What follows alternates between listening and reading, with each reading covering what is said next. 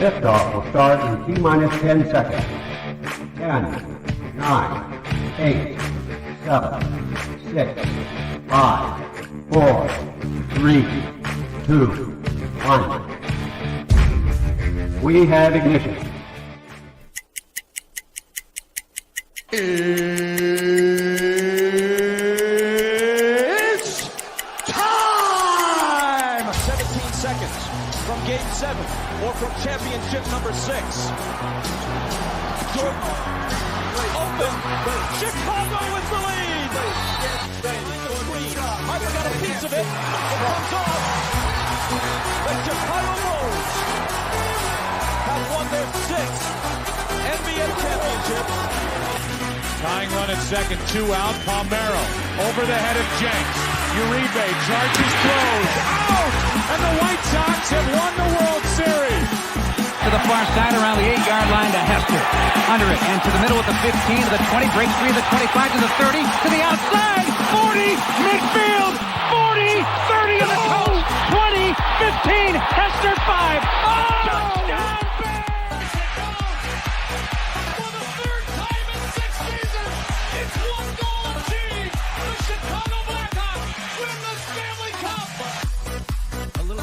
Slowly toward Bryant. He will glove it toward Rizzo. It's in time. And the Chicago Cubs win the World Series.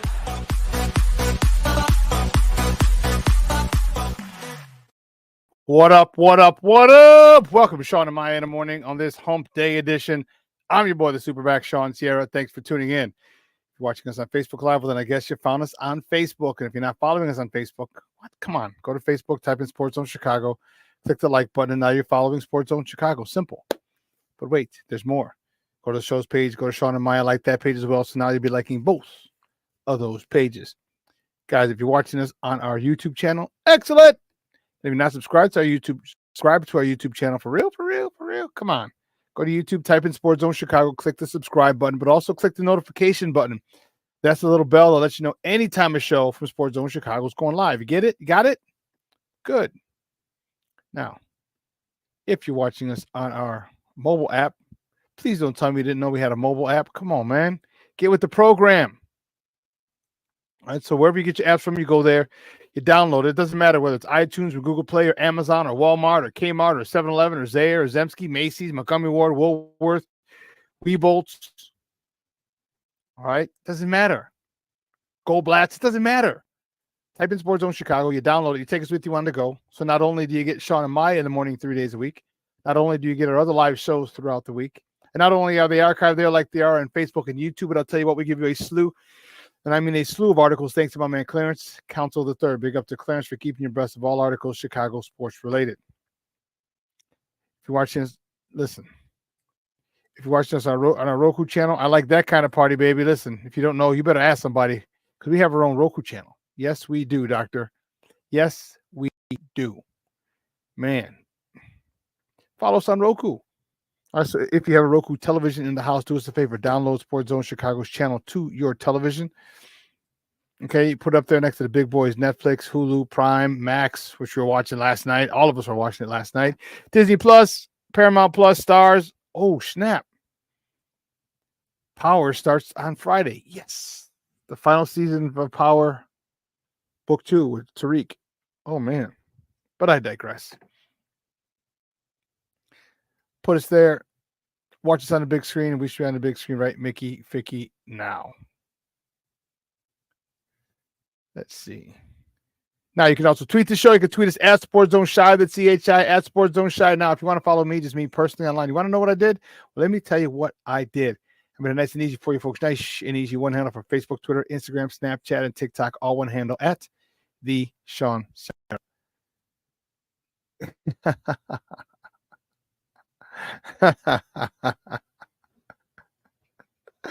Hey, listen.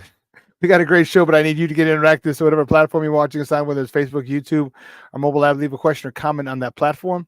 It'll come up here in the thread. We'll put it up on the screen. We'll incorporate it into the show. And that, my peoples, is what makes this the best morning Chicago sports talk show around.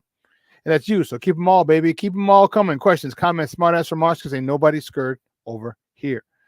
Let's see who we got over here. Let's check out the chat, baby. See what's going on. Cornelius Squalls in the house. What up? What up? What up? Sports Zoners. Man, watching kids fire the ball around last night really has me pumped up for the season. Let's go. Yeah, Cornelius. Petty Lara's in the house. Miss Lotta, how are you? What up? What up? What up? We're getting closer to game day. How exciting. Yes, Miss Lotta. Mrs. Lotta. Yes, yes, yes. Oh, top of the morning, Theo Shawn. Big shout out to Jeremiah and Dito Armandito. I know you're not watching because you're at school, but you'll catch us later. So good morning, Jeremiah and Dito. See who else? My man Armando Emeterio Lara Jr. My man Junior's in the house. Good morning, Papa. Hope you're doing well. Hope you're doing better today. And it's great to see you checking in. Off the dub. Yeah, almost Sunday. Are you excited? The bear shit in the woods? Hell yeah, I'm excited. That's what I'm talking. No pun intended. I didn't even realize. No pun intended. The Bears. That's funny. I made myself chuckle. Kevin, great Scott. Kevin Scott's in the house. Good morning, Papa. The Bears. You damn right, baby. You damn right. Off the dub. You like my Zaire comment, huh? I'm taking you back a little bit, huh? Let's take it back to the old school. Off the dub. When was the last time you heard someone mention Zaire? Levette Lee's in the house. Good morning, Mama. Thank you for tuning in. I appreciate it, as always. Cornelius Squall, I'm geeked to the peak. Geeked to the peak. I don't know if I've ever heard that saying. Interesting, Cornelius. I mean, you're fired up, huh? You are fired up. Oh, man, just checking in the show, man. Plank is in the house. Good morning, Papa. Thank you for tuning in. I appreciate it. Listen, we got a great show. Great. We got a really big show. Really big from my Sullivan people. That's probably went over a lot of your heads, but that's okay. 10 o'clock, Lester Wilfong Jr. is going to join me. We're going to talk Bears. All right, we're going to talk a lot of some hard knocks. We'll talk about the final roster. We're going to talk about Sunday. We're going to talk about the whole season in its entirety. It's good. It's good I like having Lester on. Good friend of the program. And yeah, good friend of the program. So 10 o'clock, Lester Wilt Fong Jr. He's editor-in-chief over at Windy City Gridiron. And I was like, you know what? It seems like it was just like a month ago we had him on. It actually was over a month. It was in July that we had him on. I was like, whoa. That was a long time, man. Long time. See who else? No, everybody else is here. Plank, Cornelius. All right, well, listen. I don't know about a lot, but I do know this. More of the usual suspects will chime in as the show goes on. That, my peoples, I can promise you. I can promise you. Man, so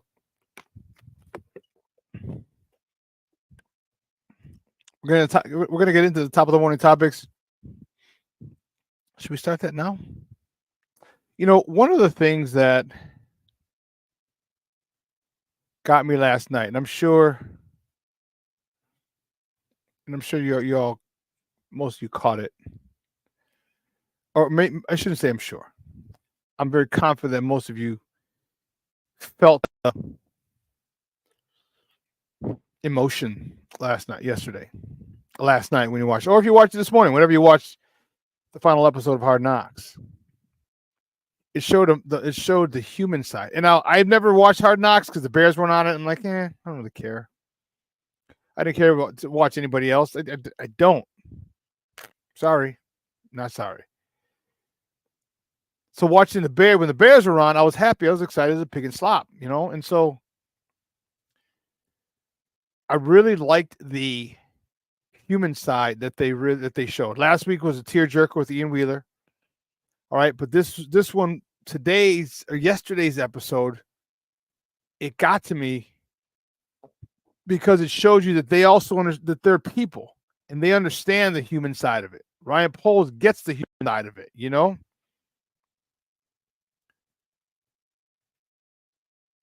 His cutting of Colbert was tough, you know, and to me that was, and you know what, it just showed, you know, and probably some other GMs who are more grizzled and, you know, been in the game longer might not have had that reaction, you know, but I'm okay with it. I'm okay with it. You know, him and Ian were talking. He's like, yeah, he goes, you can't invest in people, get good quality people, and then be like, yeah, sorry, later. Thanks for your service. No, you invest in good quality people for a reason. All right, and let's keep it a buck. Let's not. Yeah, you want good players, but the thing is, you want to minimize or mitigate any off-season issue, any off-season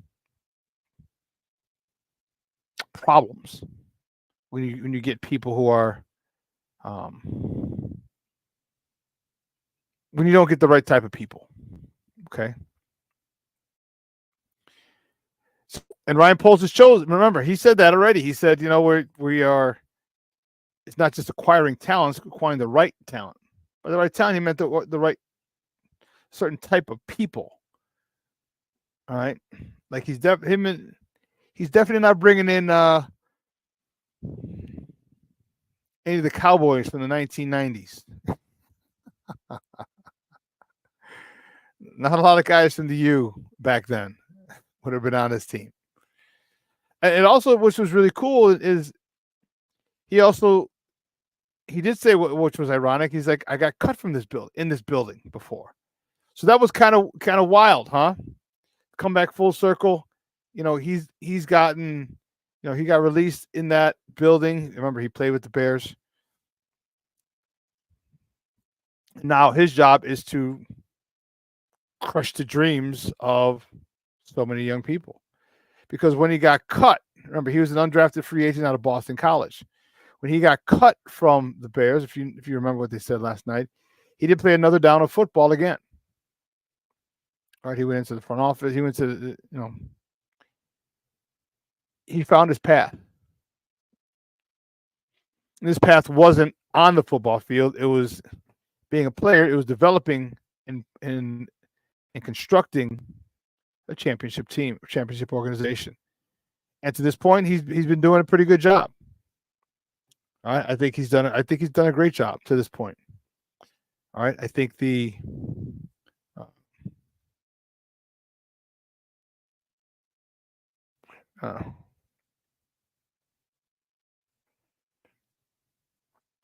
I think that,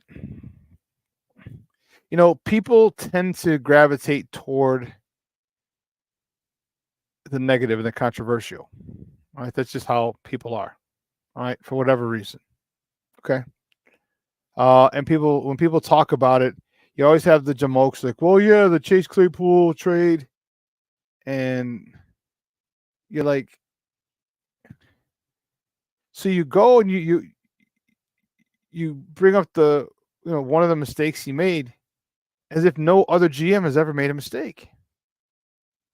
Look at the hits, no pun intended. But look at all the hits that he's had in free agency. Okay. To me, I applaud him for not being gun shy after the Chase Claypool deal, and he went out and got the Montez Sweat deal done, the trade done, and then the extension. That dude's a game changer. Okay, that dude's a game changer. All right, lets Roquan Smith go. Brings in two linebackers for a little more than the price of a Roquan Smith, and they're just as effective. And I hope Tremaine Edmonds plays better this year. Hope he's not as injured as he was as much, or if at all, as he was last year. But DJ Edwards, he was up there. Him and Roschon were battling it out for in the top 3 for tackles last year. Okay, a lot of his moves that he's made have been winners. A lot of his moves. So it's easy for us to say, well, what about this? We wasted this. You know, how about him making the trade the number 1 overall pick? Okay, when many people would have taken or used that pick to select the quarterback. Okay, he didn't. So I'm happy with what he's done. Okay, I'm happy. Not satisfied yet because he hasn't brought the Lombardi Trophy here yet. You know, yeah, Cornelius, you got it. Yeah, he knows how. Yeah, it's crazy. It's crazy. Kevin Scott poses the truth. You know, Plank is fired up this morning. Plank says Cornelius Squalls, this team, and then he in caps, this team has me pumped too, brother. Let's go. Oh man. Another Plank comment. He says, off the dub, Sunday starts the taking of the North and never giving it back. Yeah, it does. It does. So we're going to talk a little more about that in our Bear segment. So before we get to, but definitely when we get to Lester. And he's coming up at the top of the hour at 10 o'clock. Cornelius says if Tremaine Edmonds stays healthy, he's going to be a beast in the passing lanes. Yeah, because he's like 6'5". Remember Urlacher? I think Urlacher was 6'4", 6'5". And he wreaked havoc. You know, he wreaked havoc in the backfield. I really hope he has a crazy, crazy year. But you know what? I hope this whole defense. Obviously, I want the offense to do well. I'm an offensive guy. I played running back my entire career. Okay. But I know defense. And I know how fired up we as a city, as a fan base, get fired up for our defense. And our defense right now is poised to be top 3. And I don't think they're 2 or 3. But they got to put it together. And what I really liked yesterday, and we'll talk about it as well, was with Leicester. I liked how they were. One, the veterans are giving the youngsters advice. You saw Montez Sweat with Austin Booker.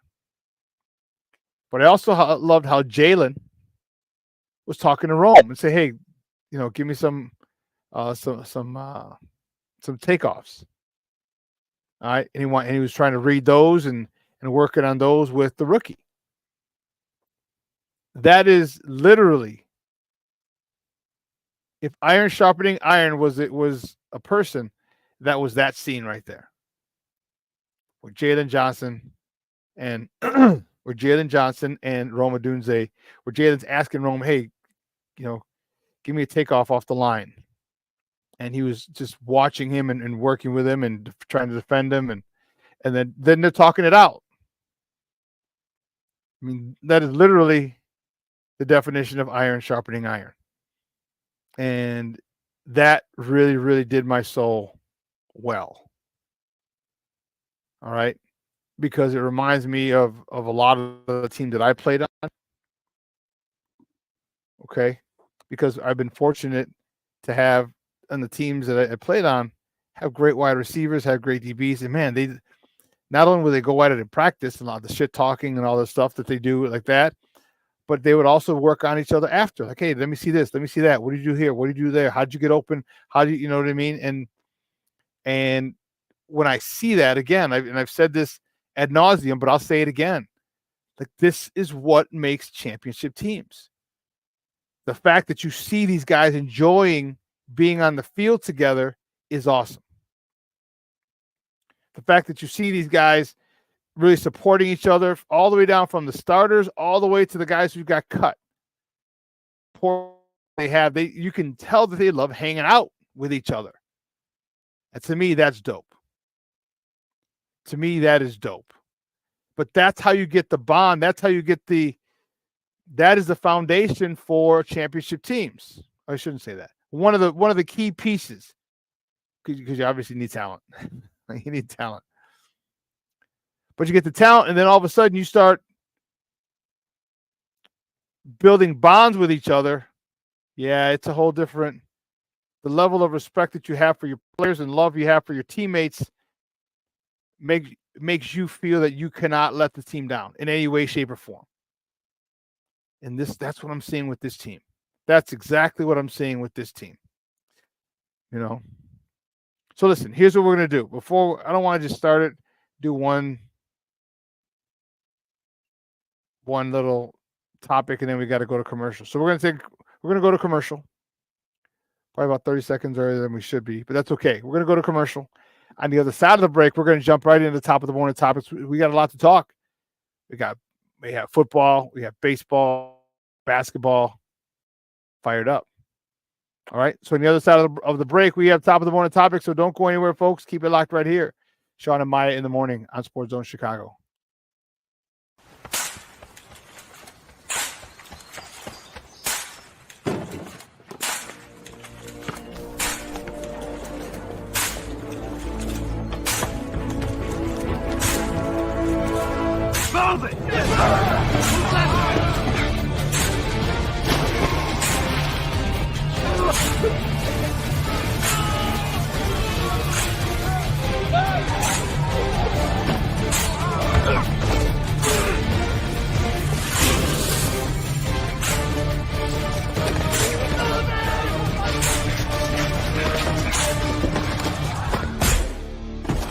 Many will hear the calling.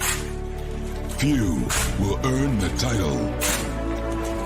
United States Marine.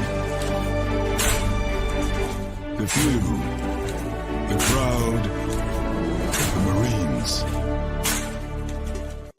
Hey, it's your boy, the SuperBack, Shawn Sierra, and be sure to follow Sports Zone Chicago on all social media platforms, on Facebook, Instagram, and our Roku channel. You can find us at Sports Zone Chicago, and on Twitter, we are at Sports Zone Shy. Also, be sure to download our mobile app so you can take Sports Zone Chicago with you on the go.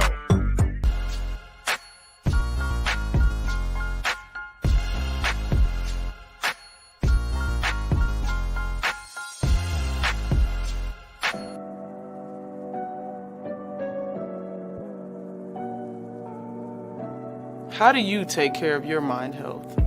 For my mental health, I meditate in the mornings. I have my dogs.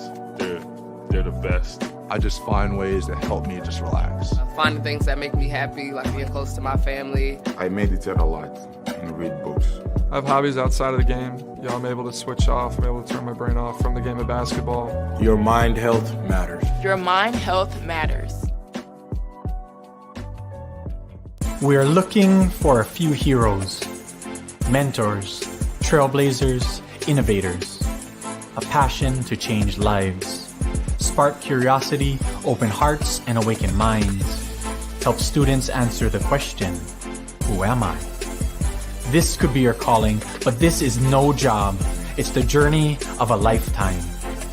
Be a hero. Be a teacher. Mental health and learning disorders don't discriminate. 17 million children and adolescents in the United States live with disorders like anxiety, depression, ADHD, and dyslexia. Less than half get the help they need to thrive. Help the Child Mind Institute change these children's lives. Visit childmind.org.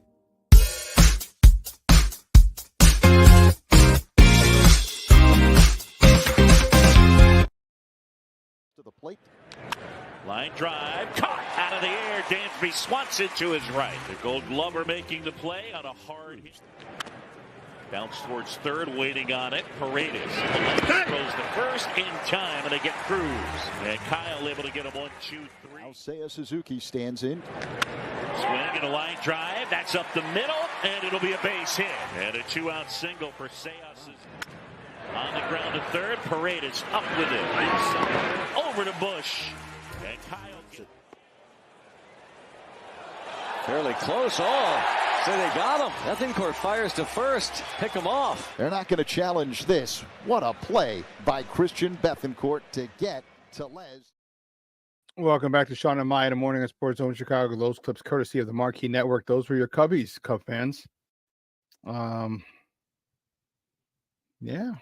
we're going to talk about them in a second.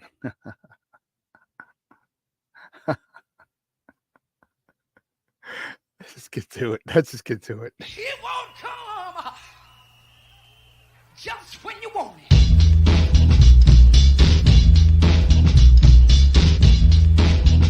Top of the morning to you. Top of the morning to you. Top of the morning to you. First top of the morning topic. Which way do we go? Since we came out of break with them, we'll start with them. Oh goodness! You know what? We won't start with them. We'll start with these guys. The White Sox. Man, oh man, oh man! What a tough one. The White Sox. White Sox get shut out by the Orioles, 9-0. It is their 12th consecutive loss.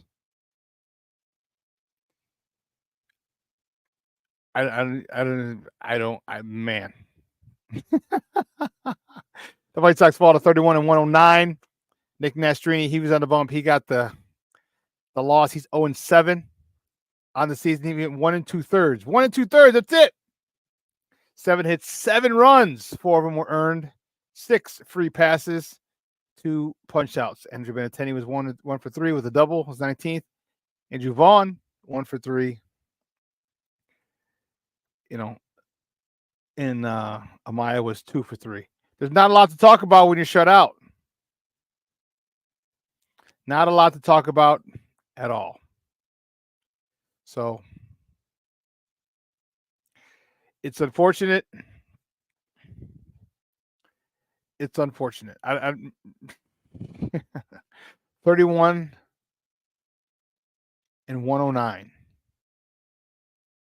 Wow.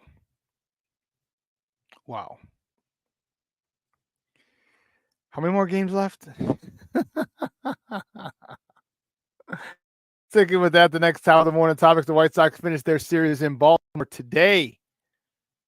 All right, first pitch is at 5:35 p.m. Central. I'm not expecting them to win this one, but, you never know. First pitch is at 5:35 Central. You can catch that game on NBC Sports Chicago or listen to it on their flagship ESPN 1000 or 1000 AM. The probables for today, Jonathan Cannon on the bump for the Southsiders. He's 2-9 with a 4.70 ERA. Going up against Albert Suarez, who's 7-4 with a 3.14 ERA.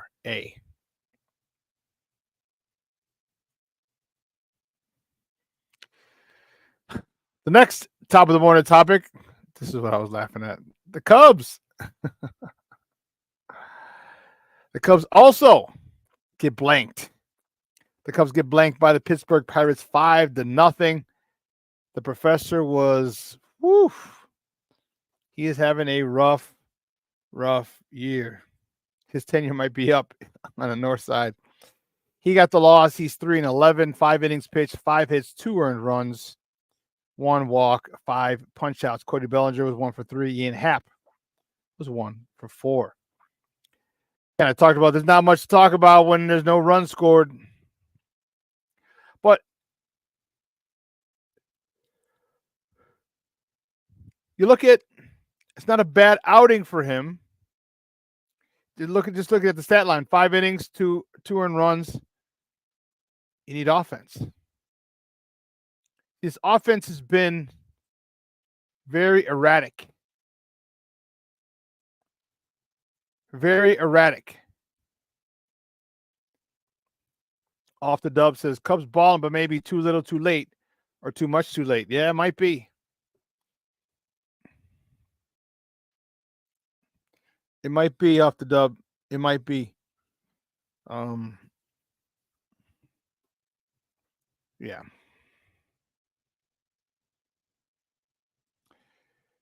Well, for the Cubs, the Cubs finish their series. They close out their series with the Pirates today. All right.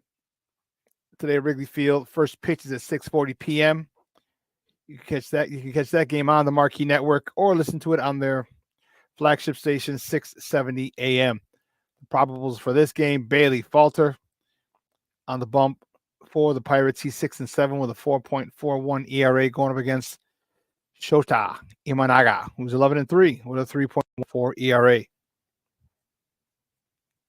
Shota's got to have a great outing, and the offense has to come to life. They just cannot.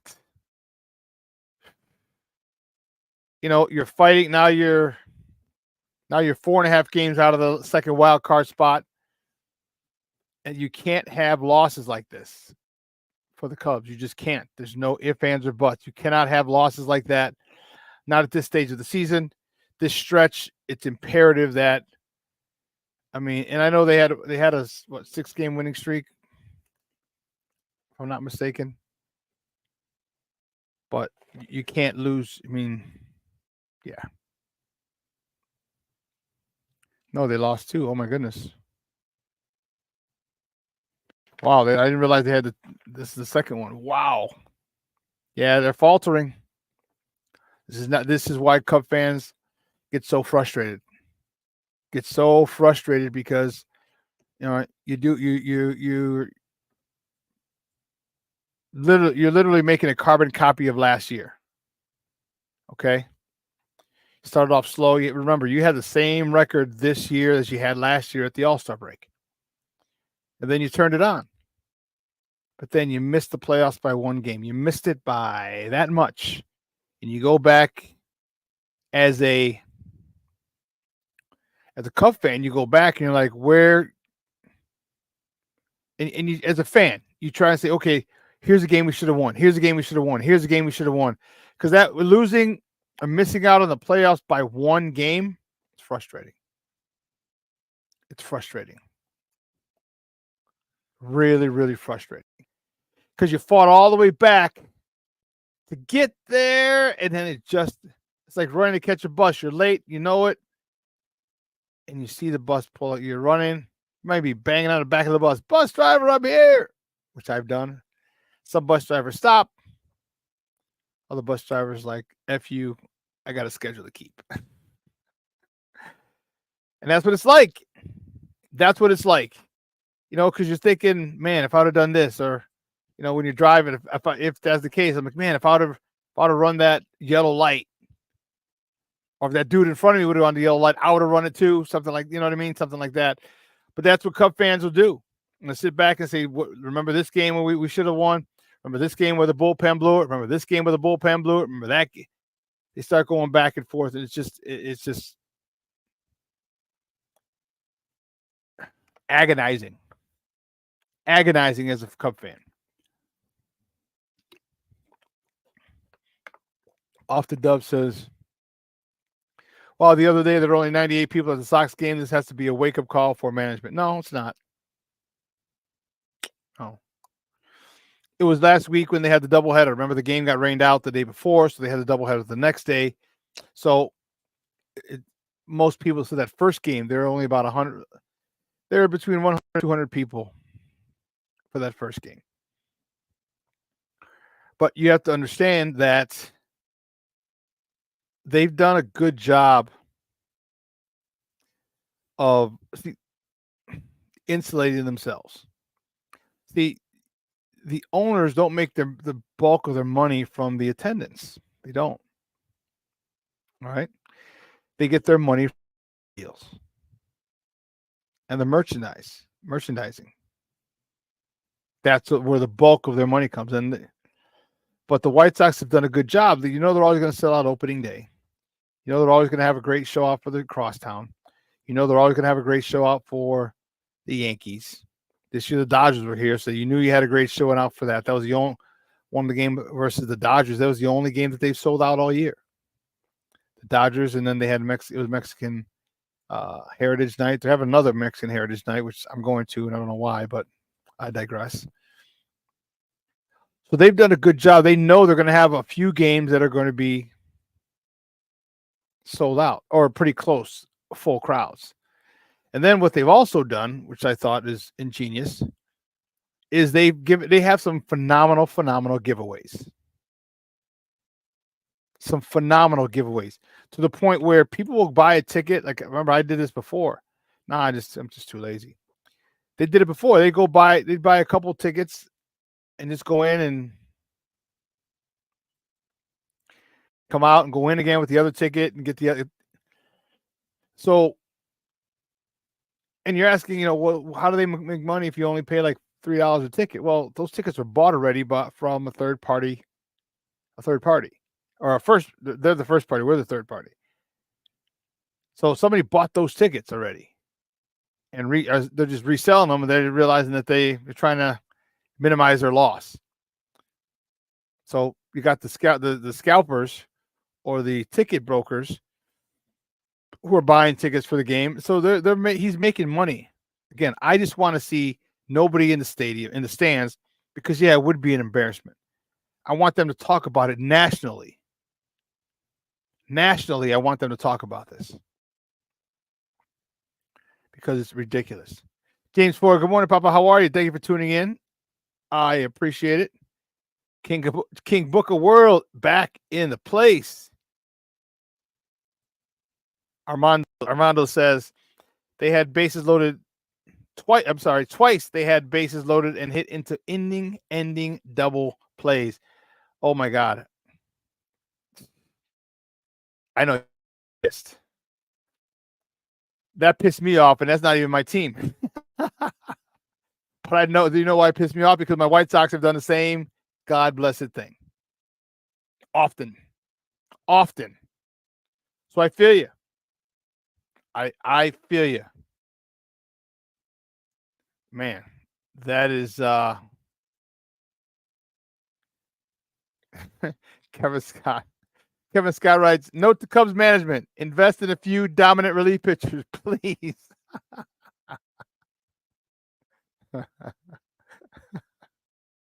I hear you, dog. I hear you.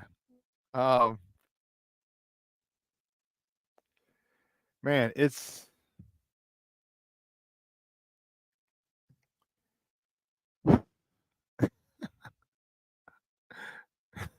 King Booker World about the Sox game of the 100, 200 people. He's like, yeah, and 33 are employees. Remember I said that? I said, I want there to be more employees than fans. That's what I want. I want more employees than fans at the Sox game. King Booker World also writes, Sox won't get another dime of my money until Reinsdorf no longer has anything to do with the team. And that's how my guy Eddie G is. Big shout out to Eddie Gutierrez, Eddie G, the owner of Output. And he hasn't gone to any games this year. He says he's nothing. Cornelius Squall says, fire Jed Hoyer for another middling team.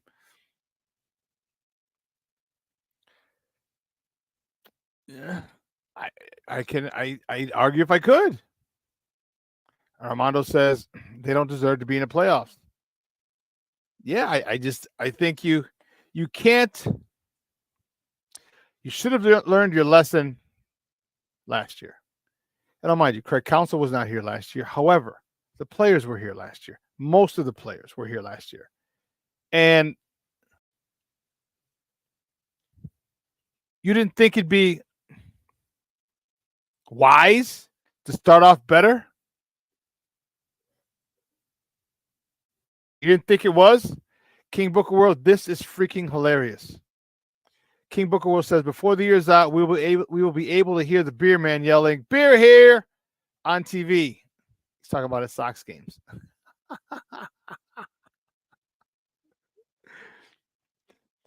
King Booker World, when I hear that, I will immediately think of you and start laughing my face off. But back to the Cubs. Didn't you think it would behoove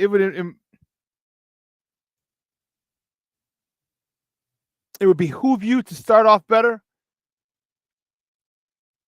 All right, you had that last year, and you missed it by that much. So why not say, hey, let's get off to a better start, take the break, and even if we had the same year last year, we had a much better first half of the season. We're in the playoffs or play in, whatever you want to call it. You're in the wild card.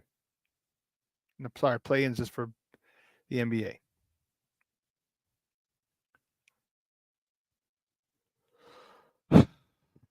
I don't know. I don't know. Let's check it out. The next top of the morning topic. Yesterday was just a bad day for Chicago sports, wasn't it? The sky fell. Chicken Little, the sky fell. To the Las Vegas Aces yesterday, 90-71 out in Sin City. Angel Reese with another double-double, 12 points, 16 rebounds. Camila Cardoso, 14 points, 2 rebounds. Listen, Mama, what are you doing? Like, Camilla, why do you only have 2 rebounds? I mean, Mama, you're the. Listen, young lady, you are 6'7". 6'7". And you come down with 2 rebounds? 2 rebounds? 6'7"? Come on, you know what I'm saying? Like something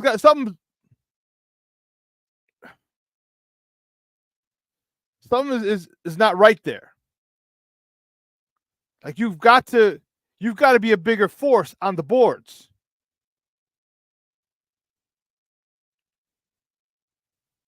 You know, you've got to be a big force.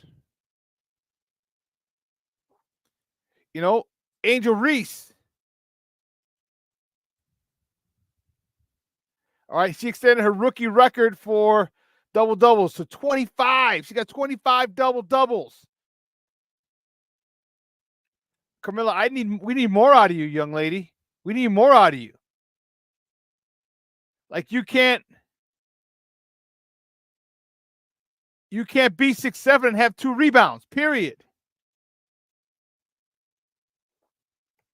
That's killing me, Smalls. You're killing me.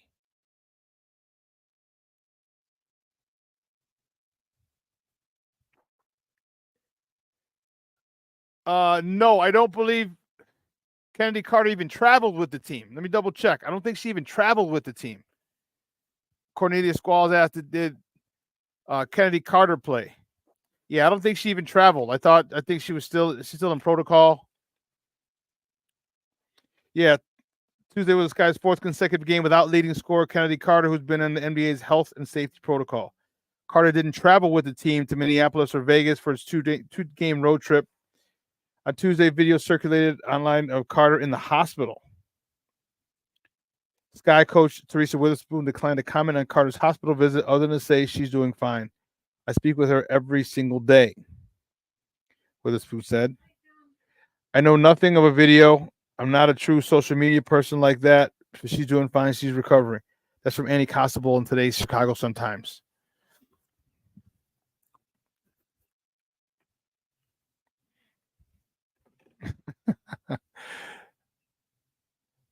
Cornelia said the Sky are dead in the water without Kennedy Carter. I couldn't agree more. Kennedy Carter has found a home here in Chicago. She's found a home. Junior says, Armando Lara Jr., my guy Junior says the Sky look flat-footed compared to other teams. They do. But I mean, you are facing the two-time defending champs. But I would think they'd be fired up in the morning, you know? I mean, in the morning. They'd be fired up for that game. Brandon Schutz, what's up, Papa? Good morning. Thank you for tuning in. I'm doing well. Thank you for asking. Yeah, Kevin, no Kennedy Carter. King Booker World with his Spanish. Camila, baby, escúchame. The 2 reasons? I think he meant to say rebounds. That's no Gouda cheese.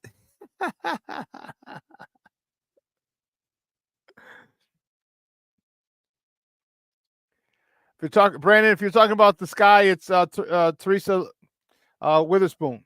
Teresa Witherspoon went to Louisiana Tech, played under Kim Mulkey like Angel Reese did, but she played for her at Louisiana Tech. She played in the WNBA for the Liberty for a long time.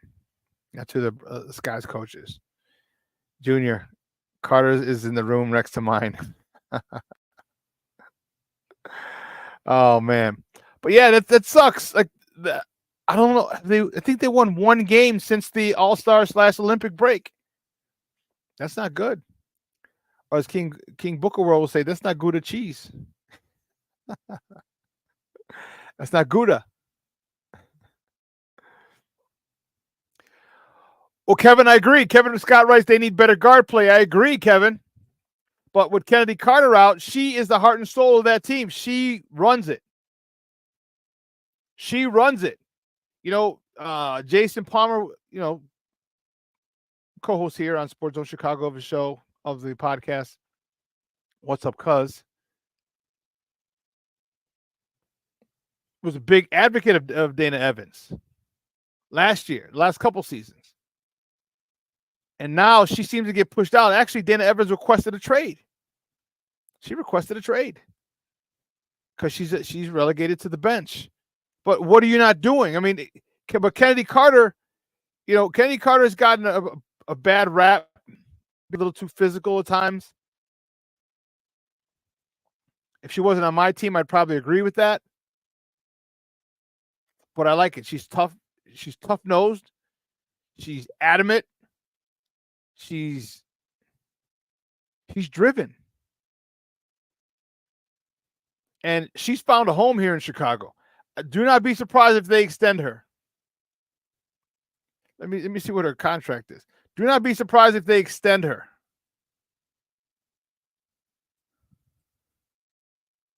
Oh, what am I doing? Silly.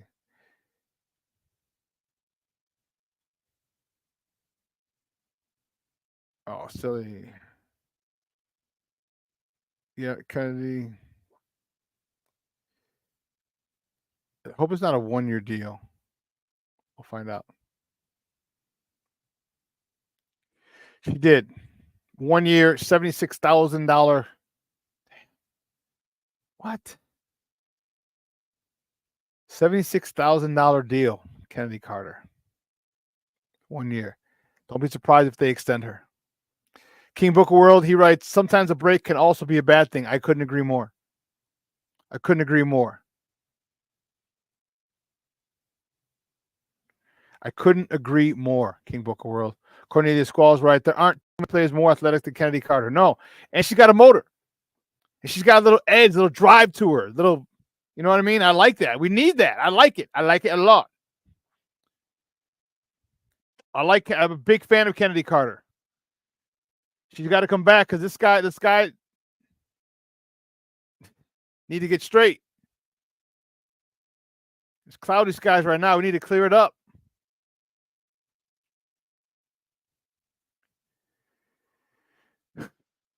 All righty. The next top of the morning topic.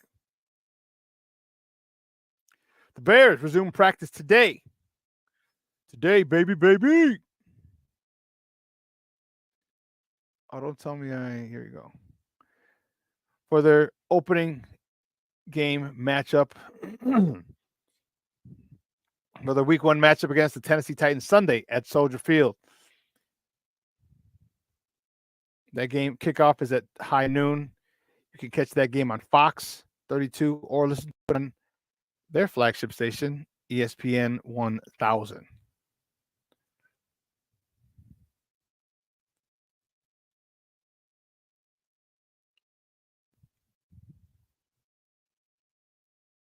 What are you saying, buddy? Brandon Schutz, it's almost Friday. What happened the week? It's only Wednesday. It didn't go by that fast, I don't think. Even with a short week, it seems like it's maybe it's me, but it seems like the week has gone a little slower. It's with the day off on Monday. Like today's only Wednesday. What? It's only Wednesday.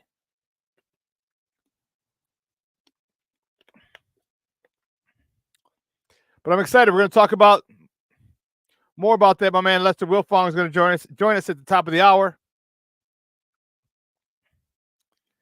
You know, how fired up are you? How fired up are you guys? Because I'm really fired up.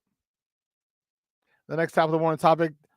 Yesterday was the final episode of Hard Knocks on HBO. Takeaways from the final episode. We started talking about those earlier. I was talking about showed the human side of Ryan Poles. All right. It showed how, he was talking to Colbert and he had to walk off camera just to compose himself. In Adrian Colbert was the guy who, they did the piece on, the highlight on him where, he was, when he was young, where he was 9 years old and he got hit. He was playing in a championship game.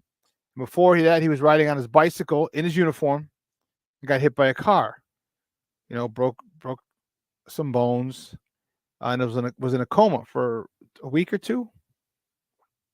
And the doctor said he'd never play football again. Well, guess what? Now he's, trying out for NFL teams. His story's crazy, and Ryan Poles took a liking to him. When they had to cut him, it was tough for him, and you saw the emotion.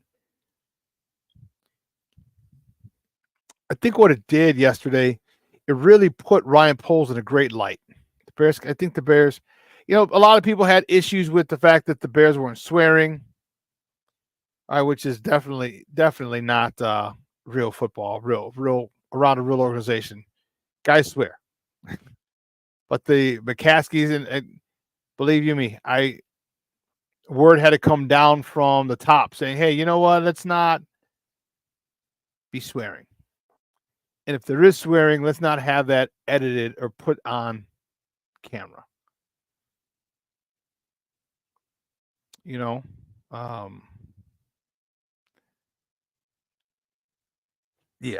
it's just, that was fake, to be told, but are not realistic, I should say. But at this point, it is what it is. All right, Hard Knocks is over. The season's about to begin. Cornelius Squall says, it seems too slow to me, too. He's talking about the week.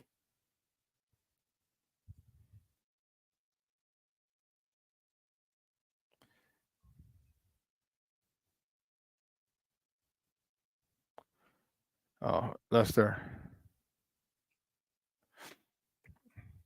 We're talking about the week, and Cornelius says, it seems too slow to me, too. It's got to be because I can't wait for the season to start on Sunday. No, I wasn't. I don't think it's that for me. I just don't know why. Let's do that. I just don't know why this week is going by really, really, really slow. Really slow. Oh, Brandon Schutz says, I have Fox Jets in Houston. I might watch that. Brandon, I forgot, where are you at? You down in Texas or in the East Coast? Brandon, where are you at? That's why you're getting the Fox game, the Jets and Texans.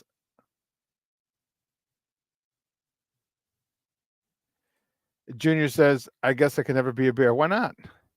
Well, one, you're too damn old now, but pinche viejo, eh? Oh man, that's funny. But man, I'm fired up. I'm excited about this. It's gonna be dope. Here's what we're gonna do. We're gonna take a break. On the other side of the break, okay. On the other side of the break, we're gonna welcome Lester Wilfong Jr. When he gets in, he said he's running a few minutes late. He's in a meeting. I said, don't worry about it. Take your time. All right. On the other side of the break, Lester's going to join us as soon as he gets out of his meeting. So don't go anywhere, folks. We got up with Lester Wilfong Jr. from Windy City Gridiron. So don't go anywhere. Keep it locked right here. Shawn and Maya in the morning on Sports Zone Chicago. Hey, it's your boy, the SuperBack, Shawn Sierra, and be sure to follow Sports Zone Chicago on all social media platforms. On Facebook, Instagram, and our Roku channel, you can find us at Sports Zone Chicago. And on Twitter, we are at Sports Zone Shy. Also, be sure to download our mobile app so you can take Sports Zone Chicago with you on the go. Time out. How are you feeling right now? Happy? Excited? Angry? Overwhelmed? One of the best things you can do for your mind health is to name what you're feeling. It can sharpen your awareness and help you talk about your feelings with someone you trust. Here are 3 questions to ask yourself. Where are your thoughts right now? In the past, the present, the future? Do you notice any sensations in your body? Is your heart beating fast? Is there a flutter in your stomach? Or are you fully relaxed? What do you need right now? Time with others? Time to yourself? Remember, there's power in this awareness. So find ways to identify what you're feeling today.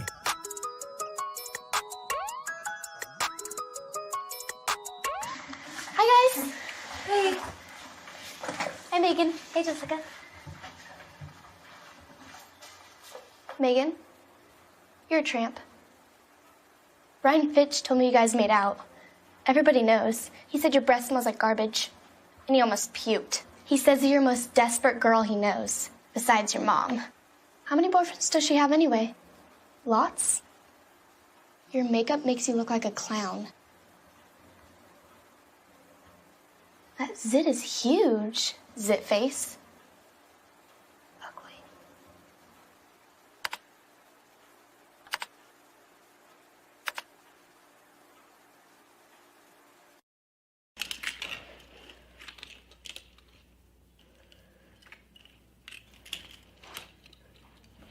Hey, bud, what you doing? I'm playing with cars.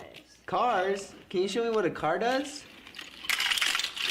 Whoa, whoa, whoa, whoa, whoa. Hold on a second. First of all, this is a school zone. So you need to put down your cell phone, stop texting, and let's get to driving. Now you're coming up to a stop sign, right? You need to slow down and stop before you hit that Y line. I want you to look left, right, left. You don't want to get hit by a car going on your left, and to your right to make sure you don't get sideswiped by a guy coming from your right. You're coming, and you see a crosswalk. You better slow your horses down, because the #1 rule of driving is always yield to pedestrians. Now stop, pull over, and you are done driving. Gosh, what do they teach you kids in school nowadays?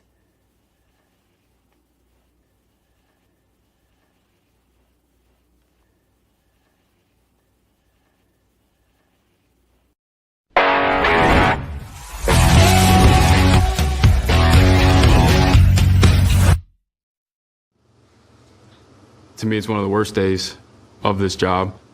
It's hard to tell that many people that their dream's ending. The ironic thing for me is I've been cut in this building before. That was in 2008, when as an undrafted rookie out of Boston College, Ryan Poles tried to make the Bears. Try to have a lot of empathy in the way that we communicate it, because these guys have put a lot of time and effort into making a football team.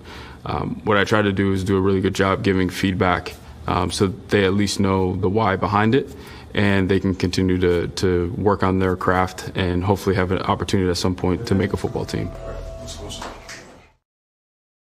Welcome back to Shawn and Maya in the morning on Sports Zone Chicago. Those clips courtesy of HBO Max. That is the former undrafted free agent lineman out of Boston College, and now the current Bears. I was going to say Bulls. What the hell is that about? Bears general manager Ryan Poles. And it is kind of ironic, that he was cut, and now he's developing that franchise into a Super Bowl contender, hopefully a multiple-time Super Bowl champion, but at least a Super Bowl contender. We'll see how it goes. According to King Booker World, he says, my respect for Poles skyrocketed. Yeah, I've always liked Poles. I really have, because he's introspective. All right. And then yesterday, seeing that part of it, the human side of it, I'm like, all right, he is the dude that I thought he was. All right. And I like it. I like his approach. I like his personality. I like his approach to building this team, and them showing the human side of Poles. I agree, King Booker World, that skyrocketed my respect for him as well. So my guest today, my next guest is a good friend of the program, man. He's been rocking with us for years. He's the big head honcho over there at Windy City Gridiron. He's the editor-in-chief. And you can find him on Twitter at WWiltfongJR. Guys, let's welcome back to Shawn and Maya, Lester Wiltfong Jr. What's up, Papa? Good morning. Doing good, Shawn. How are you? Man, I am wonderful. I'm fired up. That was a good episode of for the finale of Hard Knocks yesterday. One of the things that I was talking about most of the show today, or part of the show, was how they show the human side of it. Yeah, you saw the players, all right, with Ian Wheeler last year, but last week, and then Colbert this week. But you saw Ryan Poles, and it took me to another level because I respected him. I liked what he did, but it just shows you that he gets it. He's like, man, it's tough, and he had to go off camera. Give me your thoughts on the finale yesterday. That part with Ryan Poles and Adrian Colbert. Yeah, I know a lot of fans have been looking for drama, right? I mean, they want drama in their Hard Knocks. They want drama in their reality television. And as far as these Bears go, this was it. This is the drama we got. It was the cut down day. Will this guy make the roster? Of course, as us Bears fans, we all know who was getting cut. We on the waiver wire. We do articles. We podcast about it. But the casual NFL fan, they don't know. So having them see that is one thing. But then, like you said, man, the Ryan Poles thing, stepping off camera, having to collect himself because, he knew what he was about to do with a guy that he really respects. And this isn't a guy that's like, I was looking at Colbert's career a little bit yesterday. Okay. He's been on 10 teams. Bears are his 10th team. He was signed to the practice squad in 2022 with the Bears. He was only on a team for a couple months. Season ended. He brought him back on a reserve future deal. The next season he got injured.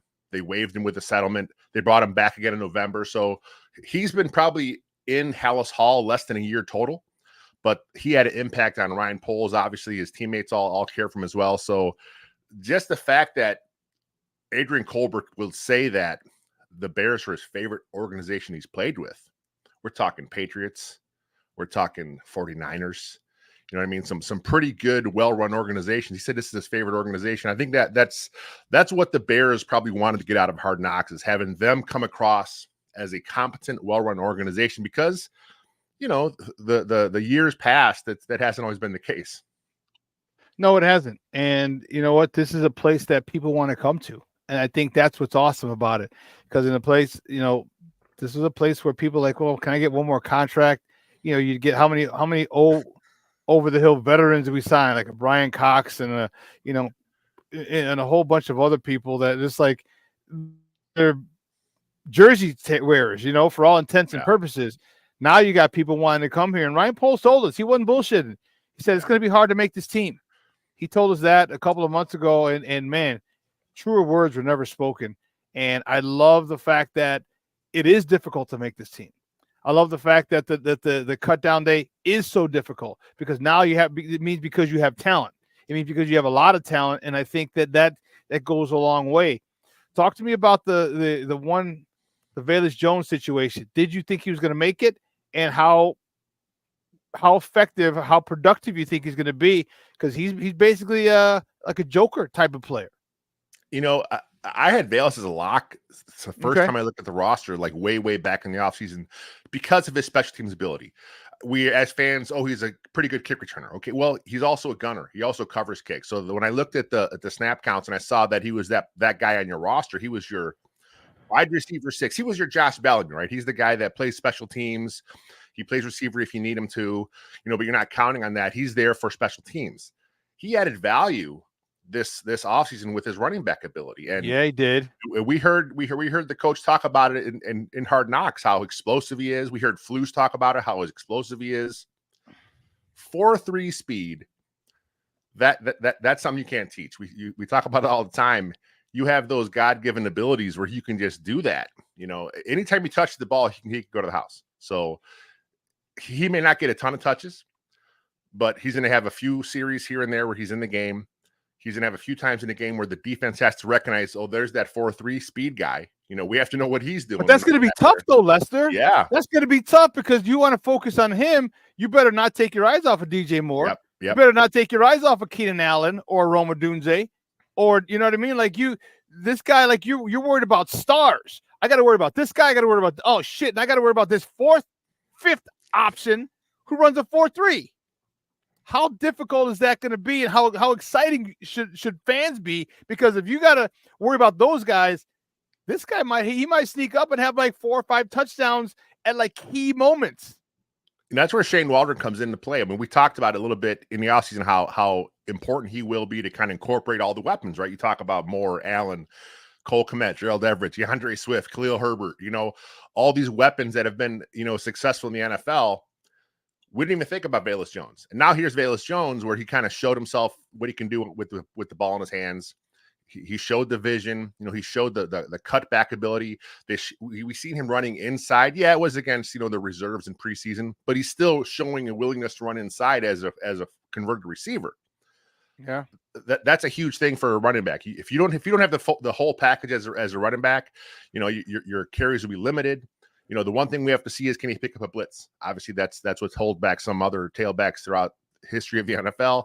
You have to play in the passing game. We know he can catch the ball. He doesn't have the best hands as a receiver, but as a running back, his hands aren't that bad. You know what I mean? So I think they're going to see him get a few packages here and there, jet sweep. They're going to move him around that offense a bit. They're going to make defenses look for him when he's on the field. And like you said, that's good, because now what do you do with DJ Moore, Cole Kmet, Roma Dunze, you know what I mean? All these other guys that are on the field, just something else for defense to think about and something else for Shane Waldron to play with. I'm excited for Shane Waldron. Like he's got to be happier than a kid in a candy store. All his options are legit. If they're not top tier talent, they have world-class speed, aka a la Velus Jones, Tyler Scott. All right, Tyler Scott and Velus Jones are 2 names that no one will ever game plan around. Okay. And this is the crazy part. Like, okay, I'm not game planning around them, but damn, I still have to be worried about them. I'm worried about future Hall of Famer Keenan Allen and DJ Moore and Cole Kmet and, stud to be rookie, Roma Dunze. So I love, I wonder how Shane Waldron sleeps. He's got to sleep at night with a big smile on his face because of all the options that he has offensively. Most importantly, how do you feel about this offensive line? Are you comfortable with it? Are you worried about the depth? Are you okay with the starting 5? You're not okay with the starting 5? Give me your assessment. You being a former offensive lineman, I know this is near and dear to your heart. Give me your thoughts on the offensive line. Yeah, I mean, there's some pieces there. I mean, we still got to see how it comes together. I mean, the whole Nate Davis situation. I mean, when he's right, he's a pretty good football player. He's not going to make any all pros for you, but he's serviceable. He's fine. He can do his job. He's okay in that spot, but we haven't seen him fine in a Bear uniform. So hopefully he gets his things going here.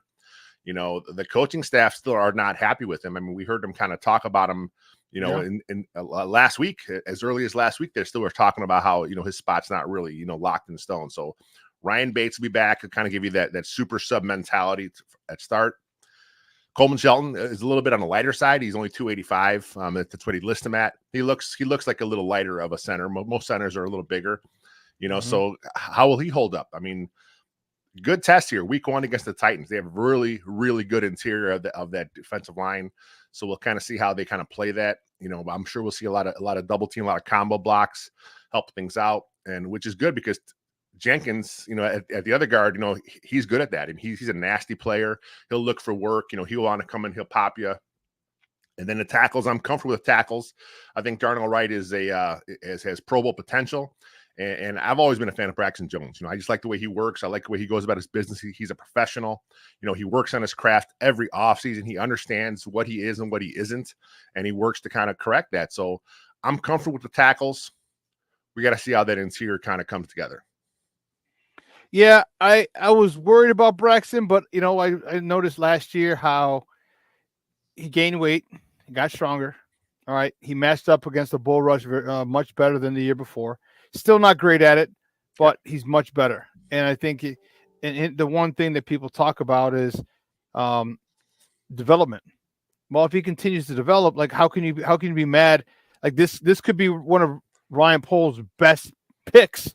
Because if you get a left tackle in the 47th round, like baseball, like he did, he's 6th round, 7th round for Braxton Jones, and he's your starting left tackle and he's serviceable. wow. So now you're not only that is he serviceable, but now you're looking at the cost aspect of it, because unfortunately you do have to, there is a cap that you got to abide by.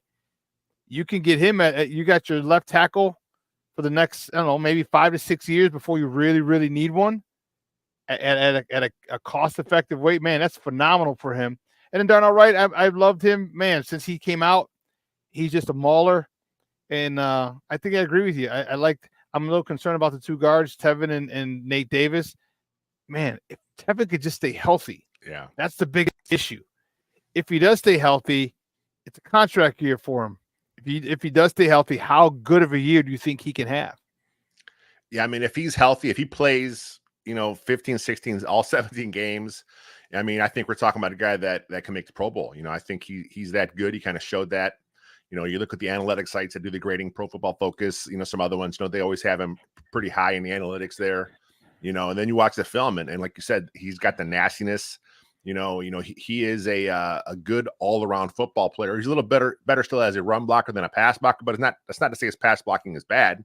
He's just he likes to get after it in the run game. I mean, that's what he wants to do. And some players, they will beat on you in the run game, and that slows down their pass rush because you're sick of getting beat on by this big hulking tevinjenkins. So it has an impact throughout the game. So I think he'll be fine.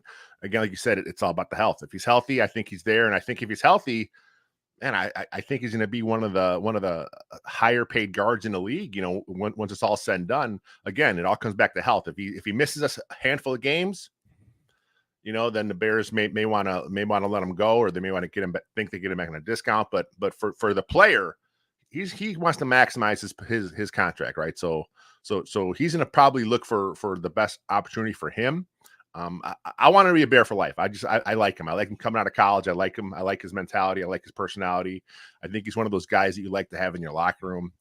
And it was a bit of a rocky road there, right, for him, where he was kind of moving positions. He seemed like he was unhappy, but man, he has settled in, and he is a really good offensive guard now. Yeah, he is, and I do. You know what? I do too. I want him to be a Bear for life as well. We saw his story, and I like it. He's one of those dudes, and that's awesome. Well, let's get to the number one question. All right, we've seen him sling the ball around. We've seen him make plays. We saw him two of the 4 preseason games. Give me your thoughts on Caleb Williams going into it. We heard him talk on Hard Knocks saying, I don't get nervous. All right, I don't get nervous. Give me your thoughts on him going into the season. How comfortable are you with him at this point? All right, he's been exposed to the playbook a lot sooner than most number 1 overall picks would have. He's got a brand new system to run, but I feel a good offensive coordinator, good weapons. Give me your thoughts on Caleb going into week 1 on Sunday. Yeah, I think that's the key is you hit it, is he's had the playbook and the concepts much longer than most rookies. I mean, the Bears knew he was the guy, right? Way back when. He knew he was the guy way back when. So he already has started working on some of the concepts. His quarterback trainer is very familiar with Shane Waldron's scheme. They've worked together in the past. So he had a lot of the concepts already he was working on, prior to even being drafted. So he has the mental aspect, further along than most rookies do. Plus, his football IQ is off the charts. I mean, he's a really smart football player. He's coming in with a different perspective on the game. I think he's ready to play out. I mean, he's going to have some issues. I mean, all rookies do. I mean, no matter what, they're going to have some hiccups where they see something for the first time, but can he take that and can he learn from it quickly, or is it going to kind of stymie him for a few weeks while he sees it and works through it over and over again? Regardless, I think in the long run, he seems like he's good. He's the guy. He's definitely the future of this franchise. And, we kind of see it around the league. I mean, he's getting a lot of the prime spots on NFL. I mean, some of their ads, some of their promo stuff, the league wants him to be the man. I mean, can you imagine if Chicago has a quarterback, the Chicago market having a top quarterback, and not just top quarterback, a quarterback that has Caleb's skill set, his personality, his business savvy. This guy's coming in as he's already a brand of his own rights. So just from a marketability standpoint, this would be great for the league overall. Yeah, and you said it. The brand, the intelligence, the off the field brand of Caleb Williams. He started an investment firm. All right, because I don't know, I'm not sure if you knew, but his dad's a real estate investor. So you did. So you know what I mean. And that,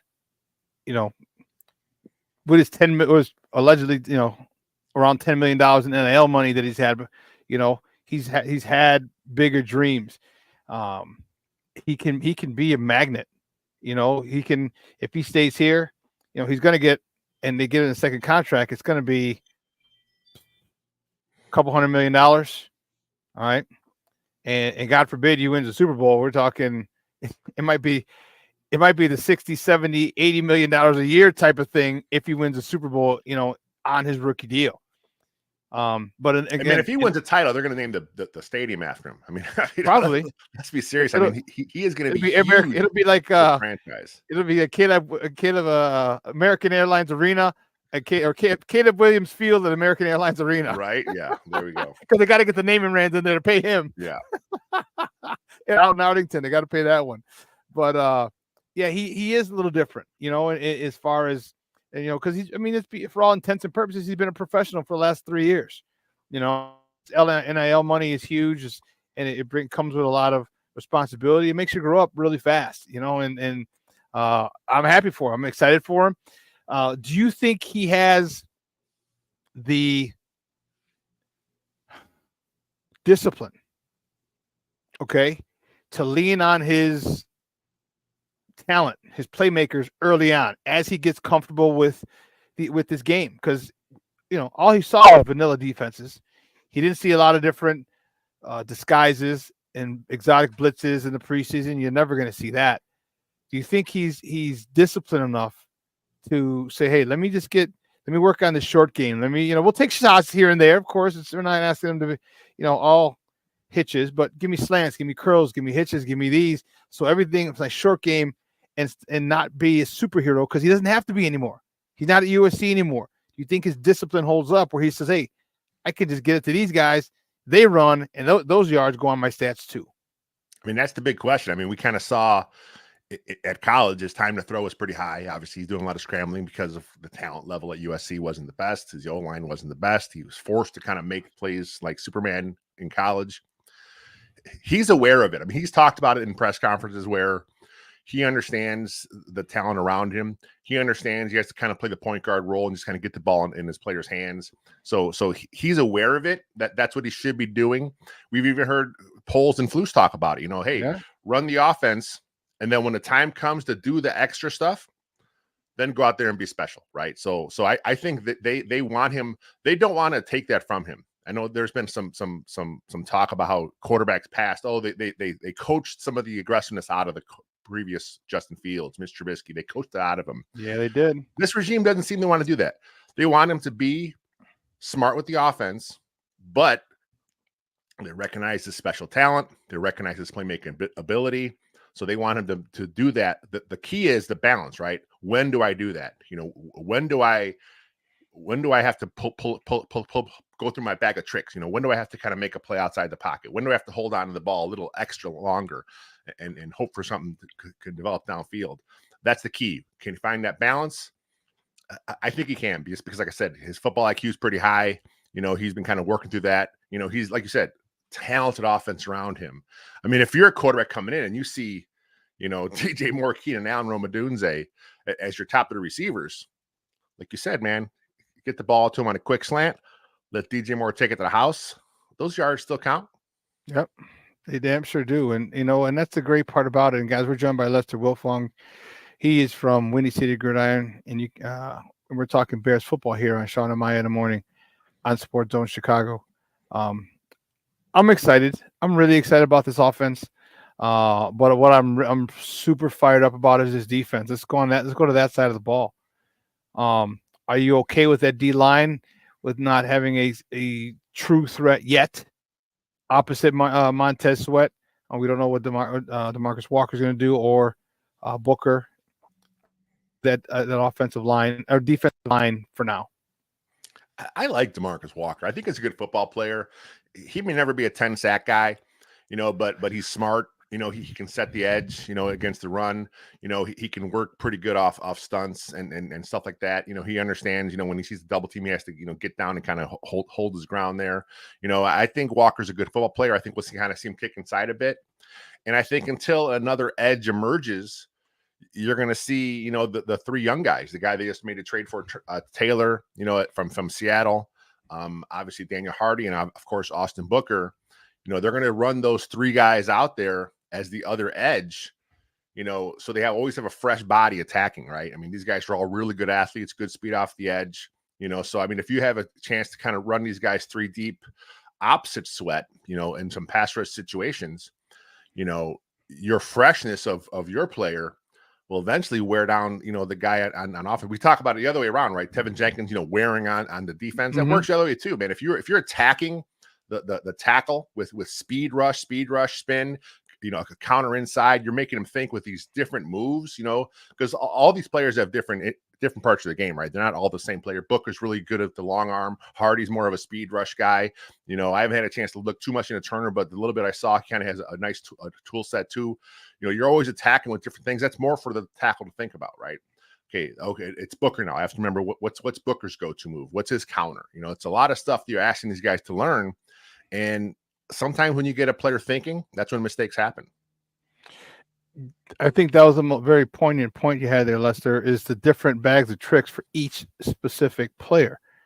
And if you misjudge or you think one guy's in and the other and he's not, and you're thinking for a bull rush and this guy comes with speed or vice versa, or did this guy have to spin? I don't remember. And all of a sudden you're not ready. You talked about thinking, and as a football player, you don't want to think, you want to react. And especially as a left tackle, you definitely don't want to think, because your quarterback, in our case, our franchise quarterback, his life's on the line for all intents and purposes. And that the different styles, you got to remember who's in, what their go-to is, what their counter move is. And so as opposed to one guy's go-to encounter, now you got three different guys, maybe four different guys go-to encounter move you got to worry about in the game.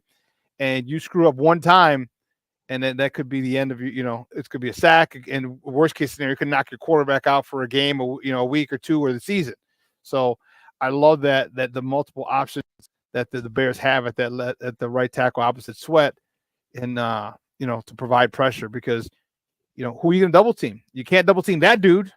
Then you're leaving Sweat by himself. You're leaving Gervon Dexter by himself. You're leaving Billings, who commands a double team otherwise, because he's going to collapse the pocket from the inside. We're in a really good spot. Give me your thoughts on Gervon Dexter. Everyone's talking about him.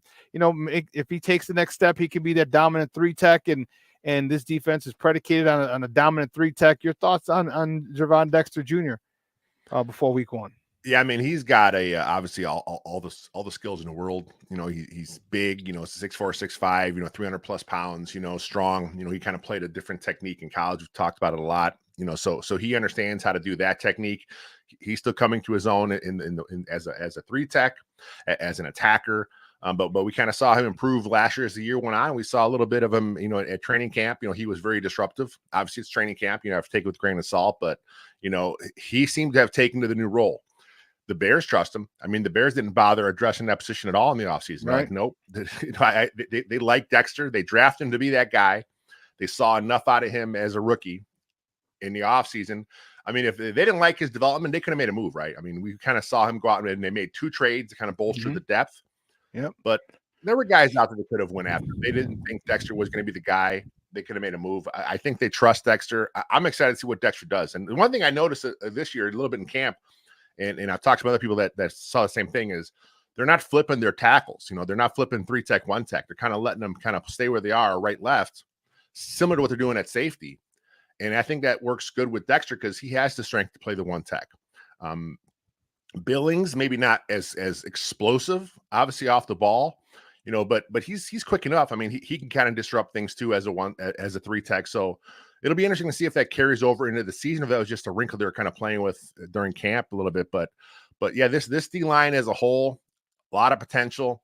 There's some question marks, but I think if it comes together, this should be a pretty good unit. It should be. And, the strength of this defense is the back seven. Let's get to the linebackers. We talked about Edmonds, if he stays healthy. If he stays healthy, how good can this guy be? He's about 6'4", 6'5", with the speed to cover the middle, especially in this Tampa 2 type of defense that we run for the most part. Your thoughts on Tremaine Edmonds if he stays healthy? Yeah, a lot of fans are down on Edmonds last year. Obviously, he got the big money. He was hurt a little bit. He didn't really make, impactful plays early, but I think he ended up, with pretty good numbers across the board. Year one in the scheme, it always takes some players a little longer than others. Mm-hmm. And the Mike in this scheme, they ask him to do a lot of different things. You talk about the coverage aspects. He has that prototypical build that you want out of that Tampa 2-esque middle linebacker, 6'4", long arms. He's really good in coverage. We kind of saw that in Buffalo. 2-time Pro Bowler, so I'm expecting him to bounce back from what he did last year. But then along with TJ Edwards, those two are a really good tandem. They work well together. And coming into year two, both these guys, I expect both their games to take a step up. Yeah, well, Edwards was in the top 2 or 3 in tackles for most of the year last year. And I said earlier in the show, like, you got 2 for the price of 1. Both of those guys you got for a little more than Roquan was asking. And Roquan was asking, I think they got these guys for 105, 110, or both of them. And you're getting a guy who's, at the top of the leaderboard in tackles every year. What a phenomenal signing by Poles. Let's get to the strength of this defense, man. That's the back 5. Lord have mercy. Talk to me. Jalen Johnson has a chip on his shoulder. Tyrique Stevenson is a year older, a lot more settled. Talk to me about how good this secondary can be, because Jalen Johnson already said he's got something to play for. He's already pissed about the not being first team All Pro, not being on the top 100, and he's a second team All Pro. Yeah. Stevenson has gotten more comfortable. Brisker, Gordon. Talk to me about this secondary. How phenomenal, or how good can this unit be? If I have one minor gripe about Hard Knocks, is we didn't see enough of the cornerbacks, and the safeties. I think this is a pretty good group as far as talent wise. But I think they have pretty good personalities too. Brisker's always talking trash, right? He's doing his thing. Kyler Gordon has the Spidey thing going for him. Stevenson played at the U, so he's cocky, right? He likes talking trash too. And then Jalen Johnson, man, the little bit we got from Jalen Johnson, he was the one guy they kind of focused on. His personality really came through. And like you said, he's pissed off, man. He talked about it in his press conference. He feels he was snubbed. So I think he's going to go out there and have a big year. And then, of course, the vet, Kevin Byard coming in here, it can really, really brings a level of professionalism to the back end, smart football player. I just think this back end, like you said, it's the strength of this team. I'm expecting a huge year from Kyler Gordon, playing that nickel spot. It's a huge part of Flus's scheme. That he's talked about it. That's like, that's the guy that really helps. It's the 3 tech is huge, but the nickel's asked to do a lot of different things. Obviously, he has to cover. He's a defensive back, but when they're in nickel, he's playing the run fit, right? He has to come in up and play the run, just like your Sam linebacker does. So they're expecting a lot out of Gordon. I expect him to meet that challenge. And then, Brisker, his payday's coming up pretty soon too. So he has to keep playing well. And this year they're asking him to do something different. He's not just going to be your strong.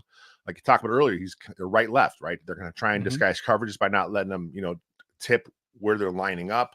So we're going to see him a little bit more playing, a little more free, a little more in single high, possibly on occasion. So does he have the ball skills to match? I think it's possible. We got to see how it plays out on the field.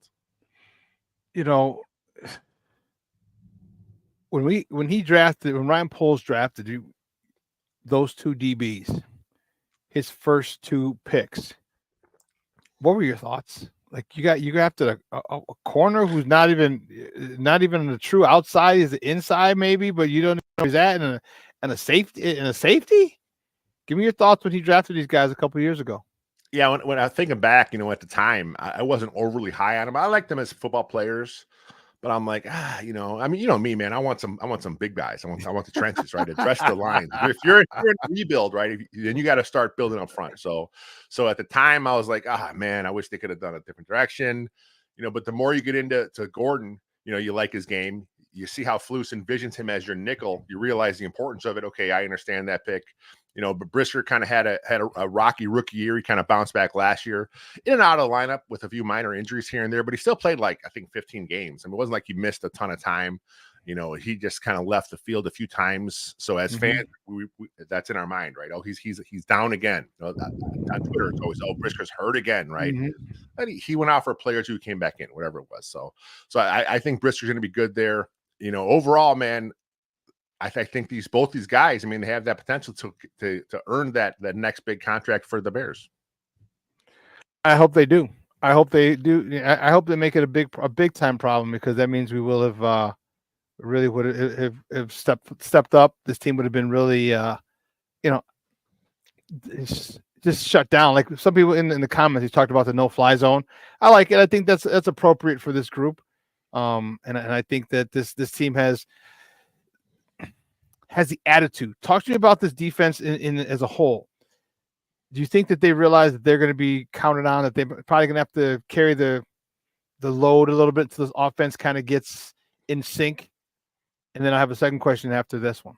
Yeah, I'm sure they do. I mean, these guys have been around long enough to know that rookie quarterbacks, as much as they're all bought in on Caleb, they also understand, we're going to have to kind of carry this offense possibly.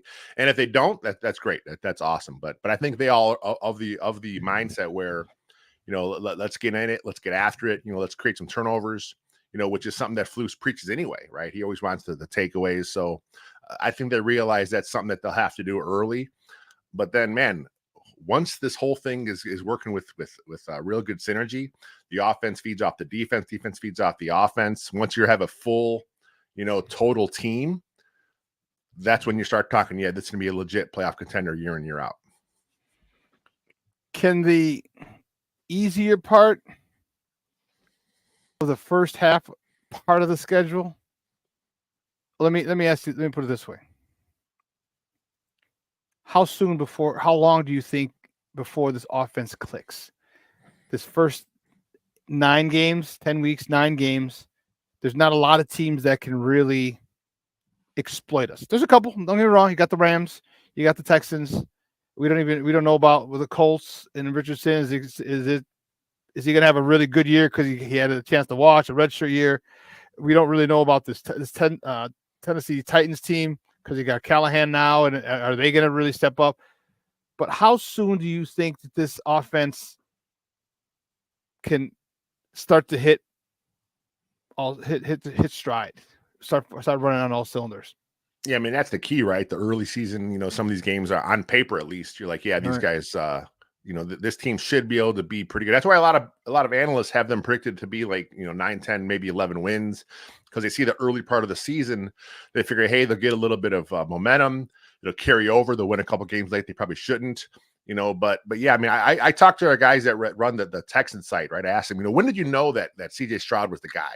When did the offense really start clicking where you as fans it's finally there? And they said it was about mid-season. As good as Stroud was, as good as he looked right out of the gate, there were still some times where they're kind of watching the Texans play and they're like, we're still not sure. But then about mid-season, they said everything kind of fell into place. It all looked like it was working right. The offense was kind of flowing good. That's a really talented offense there too, as far as the receivers, and they have some good tight ends there too. So yeah, I think as Bears fans, if we can kind of, go through some of the early season struggles, which all teams kind of do, especially young teams. And then the Bears, as much as they're in year 3, it's still, when your quarterback's young, it's a young team, right? So Caleb has to kind of go through those early season struggles, work through those rookie mistakes. But if we get this to about mid-season, things should start clicking. And then at that point, now your bye week's coming up, you have a chance to kind of reset, and then you go into all your division games, towards the end of the season. And then by then, man, who knows where this team will be? Yeah, I'm thinking that as well. I'm thinking that that's why I asked you about the defense, because the defense can hold up, and they start to click. They start to click real quick, and I'm looking at it because you got the early exposure to the offense, and the growing pains, and that shortened the learning curve because of the advanced time, the more time he's had in this system. And yeah, I agree with you, bro. I think that at week 10 or after week 10, so week 11 when we play the Packers, I think our offense is at that point should be should be running pretty smooth. Not as great as it will be next year in 2 years, but it should be running pretty damn smooth at that particular point. And now, the defense will be in tip-top form. And now we got the Packers at home after that. Yeah, I think that'll be a great chance for this Bears to make a run and make this playoffs. I think they will. Do you see them winning the division or in the division hunt? Let me put it that way. Yeah, I think they have a good chance. I got them at 10 wins. I just think that, it's still, like I said, you're going to have some growing pains here. Who knows? It's football is a game of inches, right? If the ball bounces a certain way, all of a sudden you're looking at 11, 12 wins. If it bounces the other way, you're looking at 8 wins possibly. So I got them at 10 wins. I just think the Lions are a really good football team. I think the Lions are probably still the class of the division. And then, of course, man, as much as I hate the Packers, you cannot count them out. Jordan Love, I wanted him to be bad, and he looks like he's going to be pretty good too. So, between the Lions and Packers, I think they're pretty good. And then the Vikings too, man. The Vikings, everyone's counting them out, but that's still a pretty good football team from a talent perspective. Obviously they got some quarterback issues, but I think the defense is really aggressive, really tough over there. That's going to be a tough out too. It's a tough division. So I'd be surprised if the Bears won it, but I do see them making the playoffs. I do too. I think they could. What's the furthest what's the ceiling for the Bears this year for you? I got them 10. I think 10 is if everything goes good. I think I got them at 10. Like I said, a bounce here and there. Who knows? No, I'm saying divisional NFC title game, Super Bowl. I saw a recent, I think it was one of the ESPN analytics sites. One of those guys, they did their model, right? And they had the Bears winning the wild card round. So, if that happens, that'd be outstanding. I think just from where this franchise has been for the last several decades, in the last 2 years, Jesus Christ, just making the playoffs, I think is a great goal for this franchise. Winning a game, I think if that happens, I think then forget about it. We're gonna all start singing our Super Bowl song.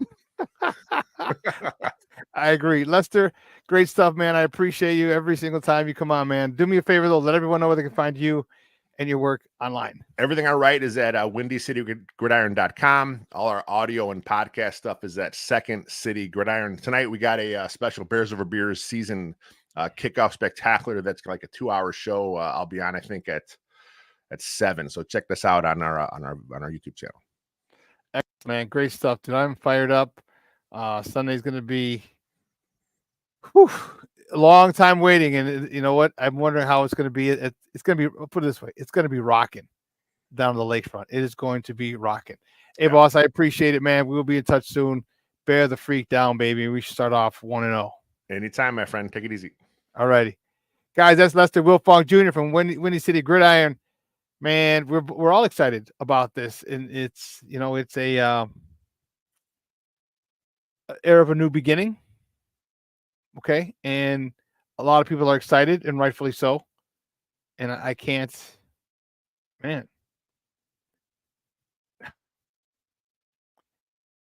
The expectations that are placed on the Bears. Week 1 is paramount. It's paramount. And I've said this before on my show. Week 1 is paramount. You have to win week 1. You have to. All right, no ifs, ands, or buts. You've worked all the offseason moves you had, all the free agent signings, the trades, the extensions, all the stuff that you did in the offseason.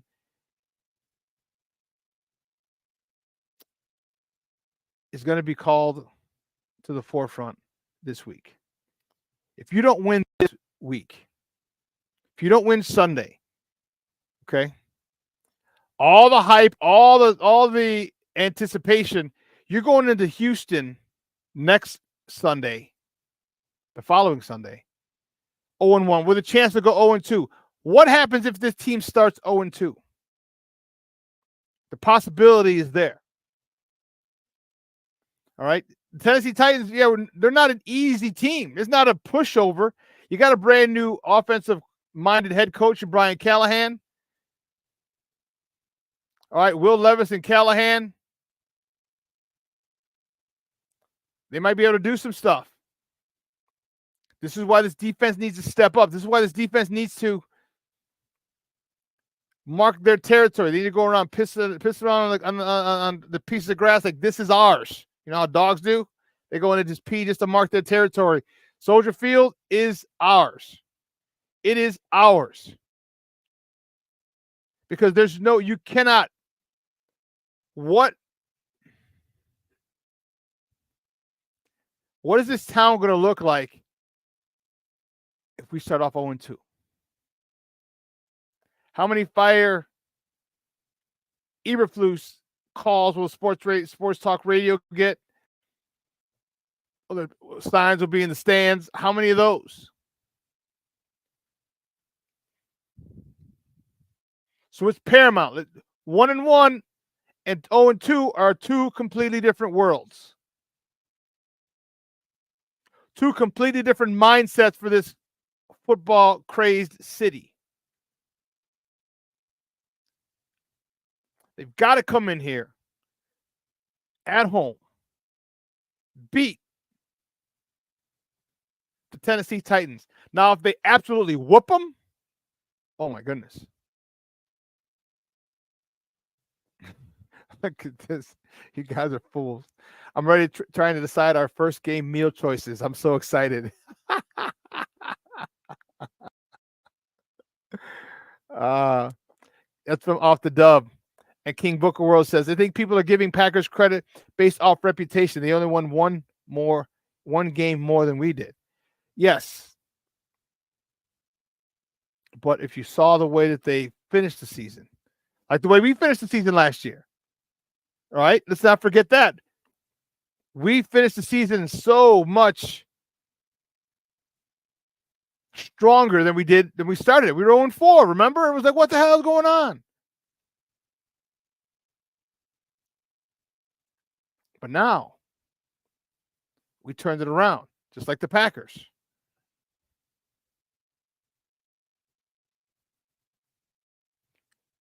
And Off the Dub says, Shawn, you just snatched my heartstrings saying that. But keeping it a buck, that's a real possibility. What if it's a last second field goal or something? Okay, it can happen. But I'm just saying, how much would that be? How much would that affect this fan base? Fire polls, fire Eberflus, fire everybody. Yeah, me too. Me too. King Booker World says, I'm still mad about that Broncos game. I hear you. I don't think, I'll give you my prediction on Friday. I don't think they start off 0-2. Okay? But again, this game one is paramount. Paramount. I have a feeling. Cornelius, you brought a great point, dude. My man, Cornelius, great point. Cornelius writes, now we have an OC who can call plays on par with LaFleur.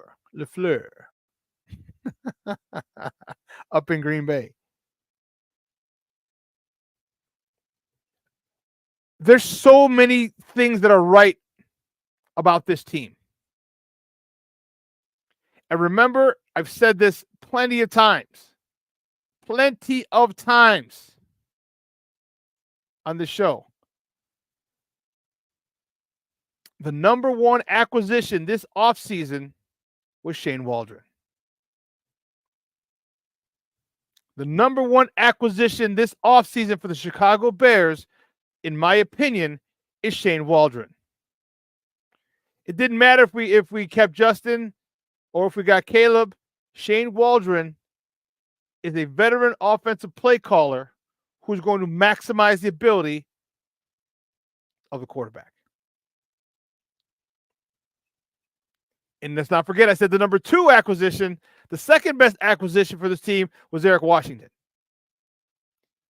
Phenomenal defensive line coach, extremely well respected throughout the league for his ability to bring out the best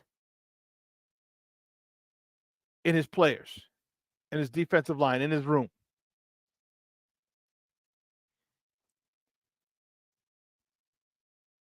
it's going to be I hope it's not a dogfight. I hope it's a situation where the Bears come out, the defense establishes their dominance. I even want the defense to score 10 points. By 10 points, I mean a pick six, scoop and score, or they turn the ball, they stop them and we kick a field goal because they give us such a short field. But this defense, when people say, and many people have said, you can't expect the defense to score every game. I agree with them. But I do expect this defense to set up scores every game.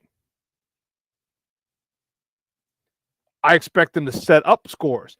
By that, I mean, we get the ball, we get turnovers inside the 30. 40. We'll go inside the 40. One first down puts us in field goal range for the most part. Get a turnover. Get a turnover on the plus side of the ball. I mean, on the plus side of the field. Get it deep in their territory, inside the 40.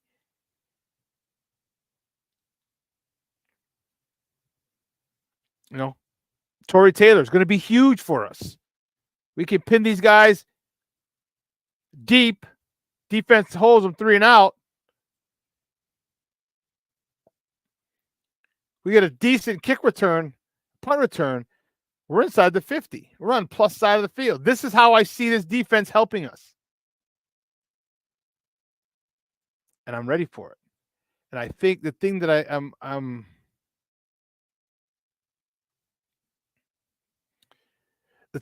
I'm most confident in is that the defense is there are far too many players on this defense feel like they have something to prove.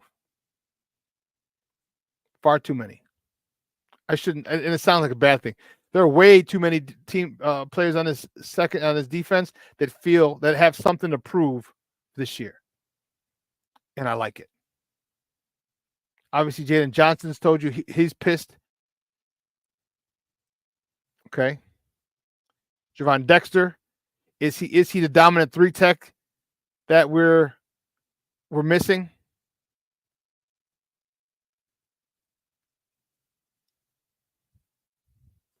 Jaquan Brisker, is he ready to take a step into the next level? Where Pro Bowl talk is, he's in the Pro Bowl conversation. What about Kyler Gordon? Is he ready to take that step into the Pro Bowl conversation as a nickelback?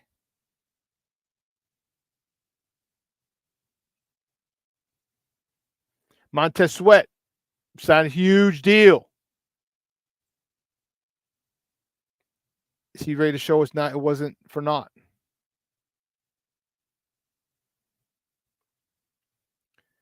These guys need to get it together. These guys need to make sure they come out. I would love to see hell unleashed. Tennessee Titans. I want the Bears to unleash hell. All right, we've had hell unleashed on us far too long. Far too long. By hell, I mean, to start off the season, I would love a 5 or 6 sack game by the Bears defense.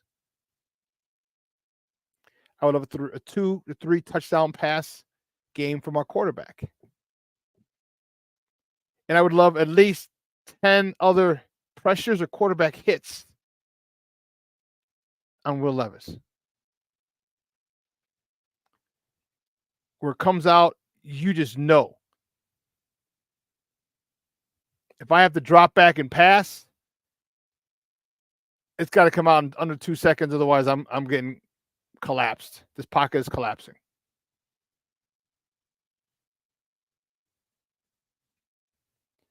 King Booker World says, I think Gordon is going to be the breakout DB this year. I can't argue that. But I also can't argue Jaquan Brisker either. Like, there's so much talent. Like, I could easily see Gordon being. I mean, he breaks up a couple passes, picks off one, gives us the spidey web. You know?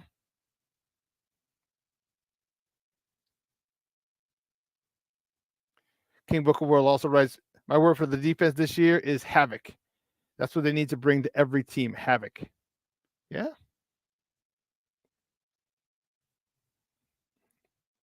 Fun. And the sooner Caleb can grasp the offense, okay, what do they say? Just be a point guard, distribute, make plays when he can, when necessary, because there's going to be times when it breaks down. It's the NFL. Do those special things he can do off platform. But the sooner he gets that, they get that short game down, that run game down, the short passing game, the run game, wow, things are going to open up. At that point, I almost feel bad for the rest of the NFL. Almost. Almost.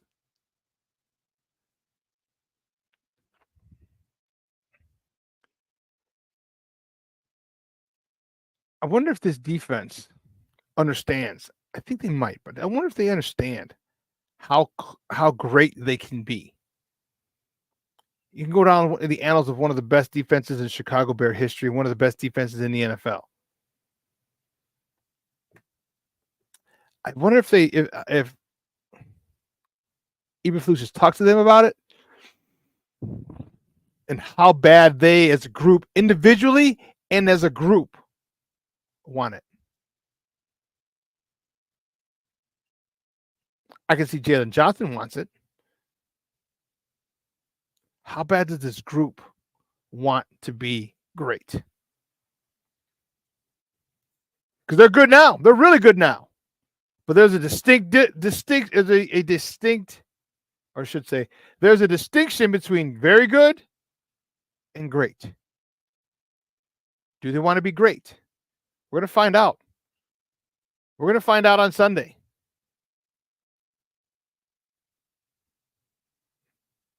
Do they get to wreak havoc and unleash havoc, King Booker World? Will they unleash havoc on this team on Sunday in Tennessee? We're going to find out. We're going to find out. Because if you remember last year, the Bears were not ready to play in the opening game, in the opener. They were not ready to play. That cannot happen. That cannot happen this year.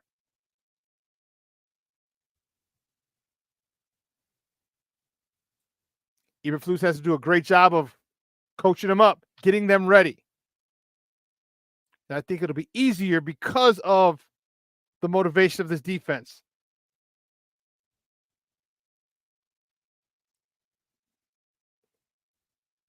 But you cannot come out flat. The Bears cannot come out flat. There's no way. They can't come out flat. Because then all that stuff is just hogwash. Just bullshit. Man, 3 hours has come and gone. I want to thank my guest, Lester Wilfong Jr., for coming out talking Bears football with me. Great stuff with him. Make sure you follow him at Windy City Gridiron, and Second City Gridiron is their YouTube channel for all their videos. Make sure you check that out from those guys. All right, so Sports Zone Chicago. Guys, have a phenomenal day. I'll replay this at 6. Today at 12:15, excuse me, Second City Sports is coming on again. Are coming out today because they were off Monday like we were for the holidays. So Lakina McGee and Sydney Brown are going to take you on another 2-hour tour of some Chicago sports at 12:15. Okay, 12:15. And then, folks, I guess for both of us, Shawn and Maya and Second City, we'll see you again on Friday. You think I'm fired up? I'm a little reserved, calm today. I'll be really fired up on Friday because it's Friday of game week. All right, Friday of game week. And many people thought it seemed like forever that this day to get here. It seemed like forever. First practice of the week. Well, then they had not in the walkthrough on Monday, but their padded practice today. They're going to be thumping a little bit today. Game week. And let me tell you, from my experience, there was nothing like your first game week preparing for the first game of the season. Nothing. So I remember how fired up I was. And I know these men are going to be fired up as well at Hallis Hall today. So listen, guys, have a phenomenal day. All right. Enjoy. It's going to be a little cooler today. And that's okay. That's fine. Let's see what are they talking. What's the temperature? Oh, it's going to be 83. So it's not going to be that cool. All right. But get out there, enjoy it. I know summertime shy is over. Fall's here. Football's here. And that is a beautiful, beautiful thing. All right. Blank. Havoc. King Booker World says, hell yeah. That's the word of the year. Havoc. All right, folks. I will see you guys on Friday. This is going to replace tonight at 6 p.m. So for everyone here at Sports Zone Chicago, all right, I'm your boy, the Superback, Shawn Sierra. Guess what, folks? I am out.